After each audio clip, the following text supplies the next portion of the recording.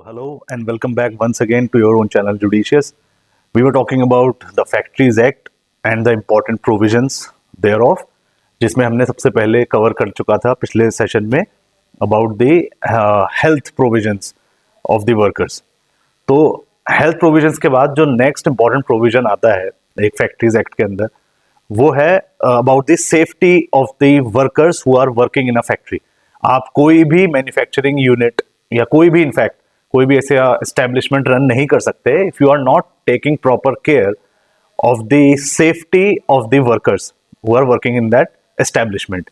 तो चैप्टर 4 जो factories act 1948 का है, जिसमें भी सेक्शन 21 से लेकर 41 तक जो सेक्शंस हैं वो वर्कर्स की सेफ्टी के बारे में बात करते हैं, specially when they are performing their duty, जब वो फैक्ट्री के अंदर कुछ काम कर रहे हैं उस टाइम पर. तो इसको एक बार स्टडी करते हैं. सबसे पहला जो सेक्शन 21 इसके अंदर बोलता है सेफ्टी प्रोविजंस के अंदर, वो है फेंसिंग ऑफ मशीनरी. मतलब कि इस सेक्शन के हिसाब से ये चीज मैंडेटरी है कि कोई भी मशीनरी जिस पर काम किया जा रहा हो या कोई भी मशीन अगर मूवमेंट कर रही है, मोशन में है, तो उसकी सिक्योरली उसको फेंस करा जाए सब्सटैंशियल कंस्ट्रक्शन मटेरियल से, और कॉन्स्टेंटली उसका मेंटेनेंस भी होता रहना चाहिए साथ साथ. यहां पर इस सेक्शन में वो केस को ये कंसिडर नहीं करते जहां पर कोई वर्कर किसी मशीन पर काम कर रहा है या किसी मशीन जो मोशन में है उसके नियर वो काम कर रहा है.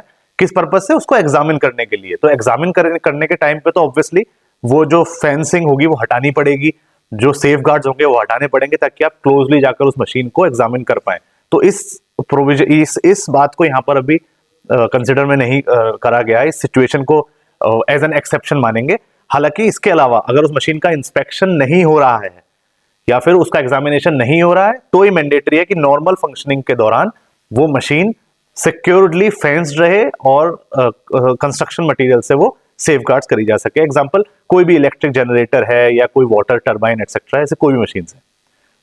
नेक्स्ट सेक्शन बात करता है, सेक्शन 22 बात करता है किसी मोशन में जो मशीनरी है उसके ऊपर काम करना या उसके मतलब उस पर काम करना या उसके नियर बाय एरिया में काम करना. तो यहां पर क्लियरली सेक्शन 22 में मेंशन्ड है कि वुमेन और यंग पर्सन को हम डिफाइन कर चुके हैं पहले ही, पिछले फर्स्ट वीडियो में जो इस सीरीज का है, आप वहां पर जाकर उसकी डेफिनेशन देख सकते हैं. तो वुमेन और यंग पर्सन को बिल्कुल भी अलाउड नहीं है कि वो मशीन्स को क्लीन करें या लुब्रिकेट करें, मतलब ऑयलिंग करें उनकी, या फिर कोई एडजस्टमेंट करें. इसके लिए वुमेन और young person are strictly prohibited section 22 के अकॉर्डिंग. फिर आता है हमारा सेक्शन 23 जो की बात करता है यंग पर्सन्स का एम्प्लॉयमेंट डेंजरस मशीन्स के पास, यानी कि वो ऐसी मशीन जहां पर जो थोड़ा उनको ऑपरेट करना थोड़ा सा टेक्निकल है या फिर उसमें there are chances of any kind of injury as well. तो यंग पर्सन बिल्कुल भी इन मशीन को ऑपरेट करने के लिए अलाउड नहीं है इस सेक्शन के अकॉर्डिंग. हाउएवर, अगर इनको प्रॉपर ट्रेनिंग मिलती है किसी एक्सपीरियंस पर्सन के through, only then they would be allowed to work upon them. Case they have not received any proper training, तो उनको ऐसी मशीन्स पर काम करने का परमिशन नहीं मिलेगा, which are considered to be dangerous. Next section बात करता है, सेक्शन 24 बात करता है about striking gear and devices for cutting off power. अच्छा, ये स्ट्राइकिंग गियर क्या होता है? स्ट्राइकिंग गियर फैक्ट्रीज में वैसे ही है जैसे हमारे घर में पावर स्विचेस होते हैं नॉर्मली जो हम देखते हैं. उनका पर्पस क्या होता है हम सब जानते हैं कि पूरे घर की पावर अगर आपको कट करनी हो तो बस एक वो स्विच आप गिरा दीजिए तो पूरे घर की पावर कट ऑफ हो जाएगी. इसी तरीके से फैक्ट्रीज के अंदर डिफरेंट वर्किंग रूम्स होते हैं, तो वहां पर भी हर एक में एक स्ट्राइकिंग गियर होना चाहिए. पर्पस यहां पर भी वही है ताकि इमीडिएटली पावर को हम कट ऑफ कर पाए in case if there is any electric fault हो गया है, किसी को इलेक्ट्रिक शॉक लग गया है या कोई और ऐसी चीज हो रही है, तो उस सिचुएशन में इमीडिएटली जाकर वो स्ट्राइकिंग गियर के थ्रू पावर को कट ऑफ किया जा सके. सेक्शन 26 बात करता है केसिंग ऑफ न्यू मशीनरी. यहां पर क्लियर है कि जो भी डेंजरस मशीन्स हैं उनको प्रॉपरली कवर करके रखा जाए ताकि जो उन पर काम करने वाले वर्कर्स हैं उस फैक्ट्री के, उनकी सेफ्टी को इंश्योर किया जा सके.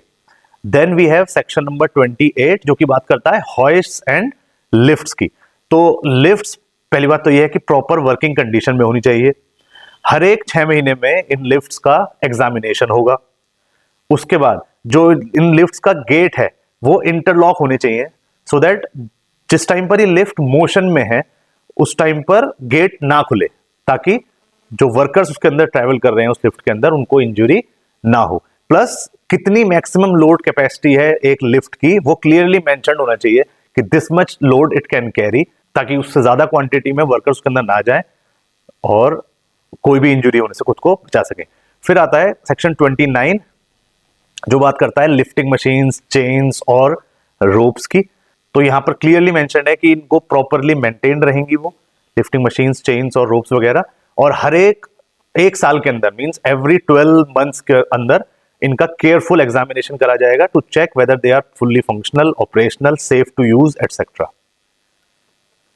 सेक्शन 34 बात करता है एक्सेसिव वेट्स के बारे में। तो जो स्टेट गवर्नमेंट है वो डिसाइड करेगा कि एक वर्कर के ऊपर कितना वेट हम उसको कैरी करने के लिए बोल सकते हैं, उसकी मैक्सिमम लिमिट।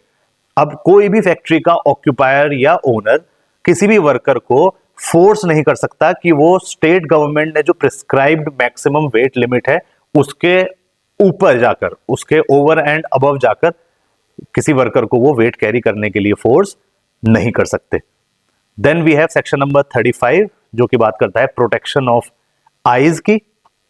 तो यहां पर क्लियर है कि हर एक वर्कर जो कि ऐसे जगह पर काम कर रहा है जहां पर जैसे कि ऐसा प्रोसेस में इन्वॉल्व है जैसे वेल्डिंग वगैरह, जिससे कि आंखों पर नुकसान हो सकता है, तो ऐसे सिचुएशन में काम करने वाले वर्कर्स को आई प्रोटेक्शन डिवाइसेस मैंडेटरीली प्रोवाइड करे जाएंगे, तभी वो ऐसे वेल्डिंग जैसे प्रोसेसेस में वर्क कर सकते हैं, अदरवाइज नहीं। सेक्शन 36 बात करता है precautions against dangerous fumes, gases etcetera. हमने पिछले वाले वीडियो सेशन में देखा था कि कई ऐसे मैन्युफैक्चरिंग प्रोसेसेस होते हैं जहां पर बहुत ज्यादा डस्ट, फ्यूम्स या गैसेस बनते हैं as a by product, as a residual, as a waste product जो निकलता है, तो और उसको अवॉइड नहीं किया जा सकता, वो प्रोसेस का ही नेचर है। तो ऐसी सिचुएशन में अगर कोई ऐसा चैम्बर है जहां पर बहुत सारी डेंजरस गैसेस, फ्यूम्स वगैरह रिलीज हो रहे हैं जो कि वर्कर्स के लंग्स के लिए इंजूरियस हैं, तो ऐसी सिचुएशन में वर्कर्स काम नहीं करेंगे जब तक कि उन्हें प्रॉपर ब्रीदिंग एपेरेटस जैसे कि मास्क वगैरह ये फैक्ट्री के थ्रू प्रोवाइड नहीं कर दिए जाते। Then we have section 36A जो बात करता है क्या क्या प्रिकॉशन रखने हैं, precautions regarding the use of portable electric light. तो इलेक्ट्रिक लाइट्स पोर्टेबल स्पेसिफिकली अगर बात करें 24 वोल्ट से ऊपर की अगर हैं तो वो अलाउड नहीं है, ये पहले ही प्रिस्क्राइब्ड है, रूल के अंदर मेंशन्ड है सेक्शन 36A के अंदर। 24 वोल्ट्स के नीचे वाली पोर्टेबल लाइट्स अलाउड होंगी, 24 वोल्ट्स के ऊपर वाली पोर्टेबल लाइट्स को उन्होंने अलाउ नहीं कर रखा। Then we have precautions in case of fire, section 38 बात करता है, बहुत इंपॉर्टेंट प्रोविजन है, बहुत इंपॉर्टेंट सेक्शन है। फैक्ट्रीज में काम करते हुए अगर आग लग जाती है तो जितने भी प्रिकॉशनरी मेजर्स हैं ऐसे फायर के इंसिडेंट को काउंटर करने के लिए वो इन प्लेस होने चाहिए, प्लस वर्कर्स के लिए एक सेफ एग्जिट भी होना चाहिए जिससे कि वो फायर की सिचुएशन में इजीली उस प्रीमाइसेस से बाहर निकल सकें। प्लस और जो भी इफेक्टिव मेजर्स हैं फायर को बुझाने के जैसे कि सैंड बकेट्स उनकी अवेलेबिलिटी होनी चाहिए, फायर एक्सटिंग्विशर्स वो वहां पर प्लेस्ड होने चाहिए properly. Then we have section 40B जो कि बात करता है सेफ्टी ऑफिसर्स के बारे में। कोई भी ऐसी फैक्ट्री जहां पर 1000 या उससे ज्यादा वर्कर काम कर रहे हैं वहां पर एक सेफ्टी ऑफिसर अपॉइंट करना मैंडेटरी है। क्यों? क्योंकि यही वो सेफ्टी ऑफिसर है जो रिस्पॉन्सिबल होगा, जितने भी हमने अभी सेफ्टी प्रोविजंस देखे हैं उनको इंप्लीमेंट करने के लिए इसकी रिस्पॉन्सिबिलिटी रहेगी फैक्ट्री के अंदर, so that it is ensured कि ये सारे सेफ्टी प्रोविजंस जो हमने भी इस सेशन में देखे वो सिर्फ किताबों में न रह जाएं, वो एक्चुअल में इंप्लीमेंट भी हो वहां पर। इसकी रिस्पॉन्सिबिलिटी और इसको इंश्योर करना वो इस सेफ्टी ऑफिसर का काम रहेगा। तो आज हमने कवर करे safety provisions of this act, next session में बात करेंगे वेलफेयर प्रोविजंस की। So stay tuned and thank you so much.